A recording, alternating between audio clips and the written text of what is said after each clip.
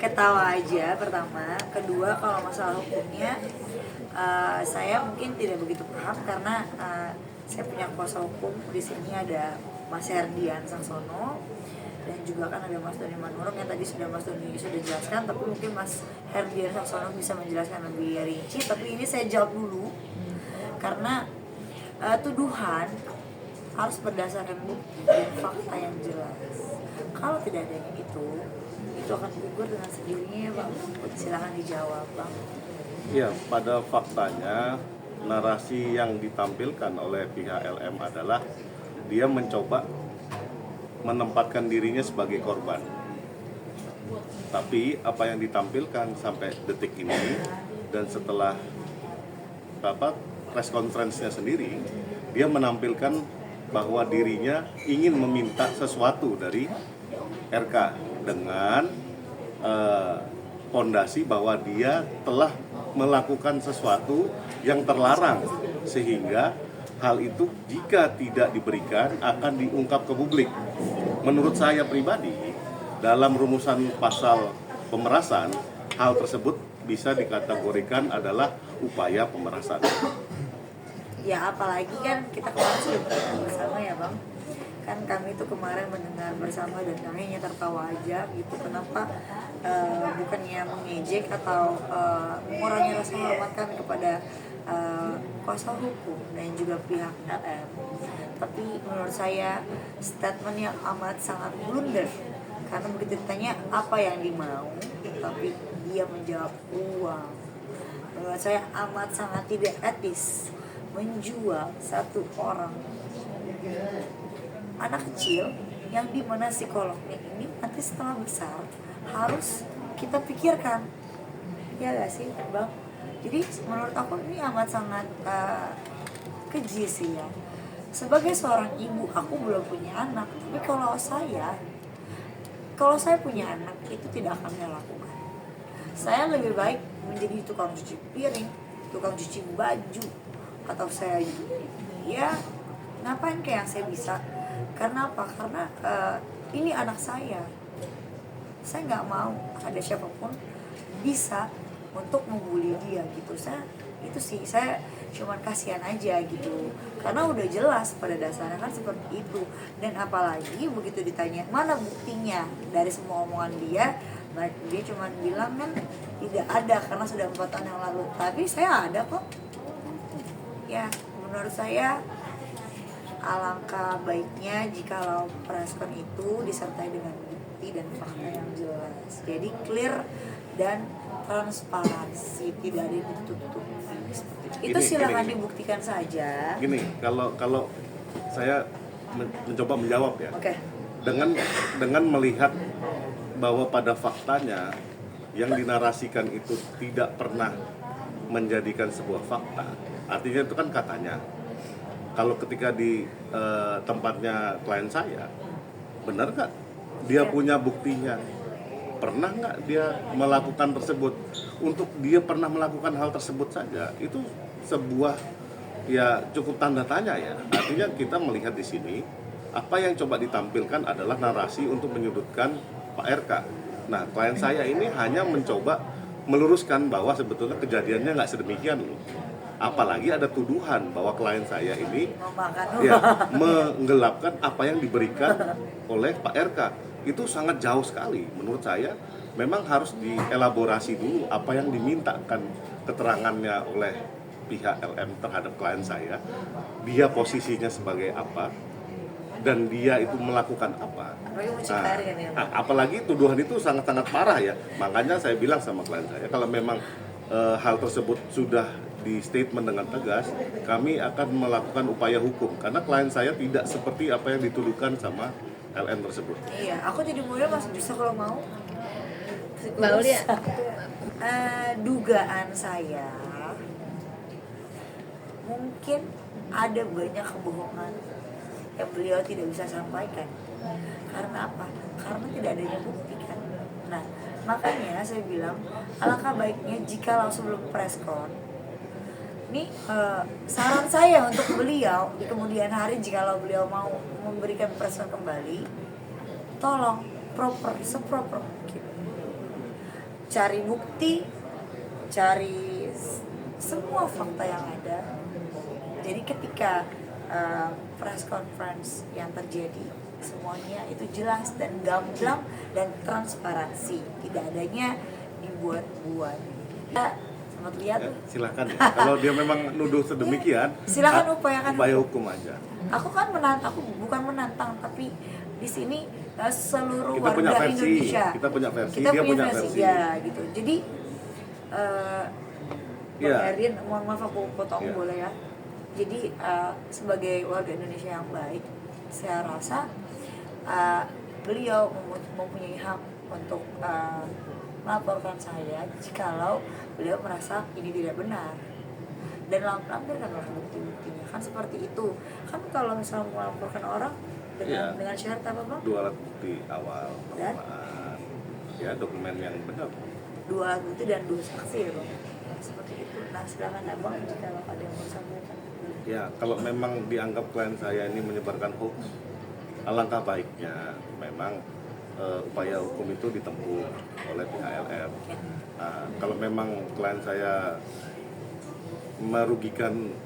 sampai merugikan ya posisinya LM, kenapa enggak ambil upaya hukum? Tapi ingat, ini perkara apakah antara LM dengan klien saya atau LM dengan RK? Iya. Nah, itu dulu. Karena saya bingung, kok saya lagi yang dibawa-bawa, saya lagi yang diseret-seret, kamu kenapa ngefans sama saya ya? Iya kan? Mbak, betul Mbak? Nggak ada, coba tanya ibunya lah, kan bisa ke rumahnya ya. Tidak ada, tolong dibuktikan, jangan dicoba-coba cari kesalahan-kesalahan yang ada, itu aja. Tidak pernah bilang seperti itu. Dalam pemberitaan Tidak ada Mas, jangan digiring opini. Ya, itu udah jelas Saya ya. tidak pernah bilang kalau saya pernah menjadi simpanan Pak RK, tidak pernah. Saya bilang saya pernah menjadi orang ketiga dalam hubungan seseorang, bukan dalam hubungan ini. Tolong digarisbawahi, mas-mas, bapak-bapak yang terhormat. Ya. Mbak Ayu Kan? ikut Jadi kalau Mas ngomong begitu, rasanya tanpa mengurangi rasa hormat, tolong lain kali kalau bertanya dicari dulu yang benar. Ya. Boleh ya? Iya, soalnya dia Boleh juga dari kan? media nih, Kak. Ya kalau dari media berarti medianya bisa kita tanya ya. Benar. Minta klarifikasinya aja. Klarifikasinya aja gitu. Ada hak jawab kita. Betul, kita juga punya hak jawab, tapi bukan berarti semata-mata karena mau clickbait atau karena uang kalian bebas untuk memberikan narasi-narasi yang seperti itu. Di sini kita jangan dikira kita diam-diam tapi kalian bebas begitu saja. Tidak. Justru kalian harusnya hati-hati dengan orang seperti saya karena diam-diam menghanyutkan. Saya rasa bukan ranah saya untuk berbicara, dan ini seperti saya sudah bicarakan sebelumnya. Silahkan di research ulang saja karena saya tidak mau mengulang kedua, ketiga, dan keempat kali. Itu saja. Gini, bisa didudukkan. Kalau namanya klien saya menandatangani sesuatu, itu perlu dibuktikan. Tapi kalau misalnya LM menandatangani sesuatu, itu merupakan sesuatu hal yang sudah menjadi fakta. Karena memang yang harus didudukkan di sini, apakah dia memberikan surat pernyataan, atau dia menandatangani perjanjian, Ya dua-duanya dong. atau dia menandatangani tanda terima. Nah, di situ Tiga-tiganya. yang harus clear di situ. Tiga-tiga itu. Nah, makanya ini barang apa dan kira-kira ada nggak barangnya, kan gitu. Ada. Aku spill aja sedikit ya. Ina, senang banget kamu, ya kan? Ini banyak banget. Senang banget ya.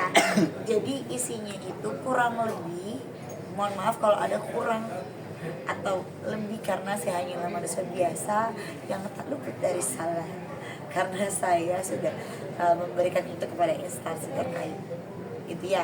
Dan ditandatangani oleh Mbak yang bernama Lisa Mariana secara sadar, secara tulisan tangan beliau pula. Bagaimana caranya orang menandatangani tanpa membaca? Itu rasanya tidak mungkin. Kalau saya tidak mau.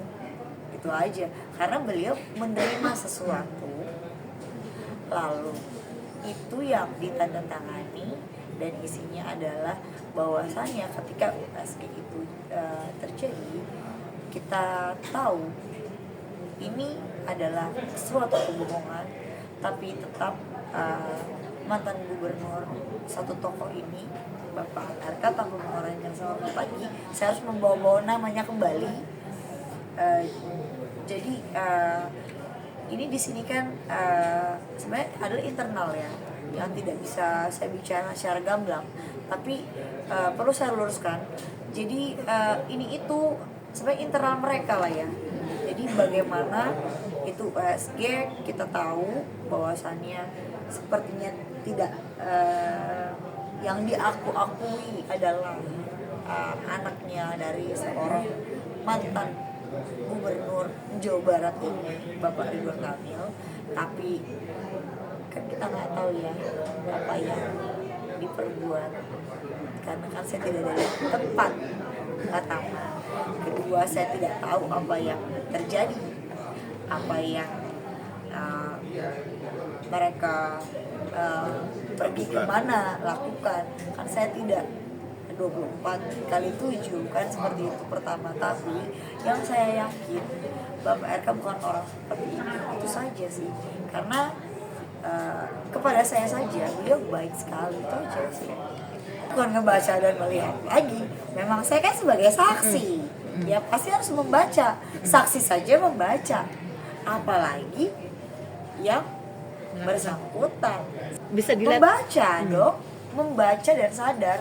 Bahkan beliau menangis-nangis bilang bahwasanya ini di mana ya Kak, mobil aku kan masih cicilan di Pondok Cabe, beliau ambil itu Brio kuning.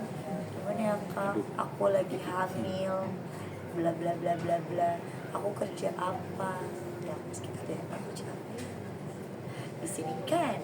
Jadi saya tidak mau berspekulasi terlalu banyak. Ya itu saja. Menurut saya sebagai hati nurani saya sebagai perempuan pada saat itu, saya bilang bahwasannya ya sudahlah, bantu saja rasanya daripada ini terlalu berlarut-larut seperti itu pada saat itu ya. Rupanya memang berlarut-larut sekarang ya. Menurut saya ada 2 nama. Ya menurut saya kenapa tidak dites DNA saja, atau ketiganya dengan Bapak sendiri tes DNA saja, tiga-tiganya mana yang cocok, karena atas dasar yang kita punya buktinya kan sudah jelas. Di situ beliau bilang hamil sama ini, hamil sama itu, hamil sama itu, dari bulan Januari pun begitu polanya. Berarti kan memang diduga memang polanya seperti itu gitu loh. Tapi kan saya tidak tahu ya. Berarti bohong ya, Mbak? Tanya Mbak ya. Kalau dugaan saya ya suatu kebohongan ya, dan fitnah keji sih. Dengan dia bilang cuman hanya laki-laki yang pada saat press con. Katanya perawan ya.